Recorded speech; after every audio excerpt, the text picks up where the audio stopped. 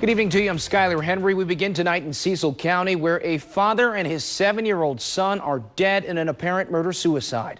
WMAR 2 News' Abby Isaacs has an update on the investigation from Rising Sun. Neighbors calling this a tragedy, saying the 7-year-old boy played with a lot of the other kids in the neighborhood. Now they're all left wondering what happened. A blue balloon flies outside the home where detectives say a 7-year-old boy was shot and killed by his father before he turned the gun on himself. Very tragic. It's hard for all the first responders. After responding to reports of a shooting on Ridge Road in Rising Sun yesterday afternoon, officers found 7-year-old Mason Holcomb dead inside the home.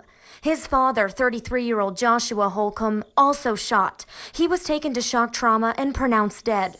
The Cecil County Sheriff's Office is investigating it as a murder-suicide. Lieutenant Michael Holmes says there were 3 other family members in the home at the time of the shooting, 2 adults and another child. They did observe the incident where the male shot the child multiple times and then turned the gun on himself and shot himself. They also described to detectives what happened just before. Disagreement broke out, which ultimately ended, unfortunately, with the gunfire. He says 7-year-old Mason was simply home and not involved in that argument.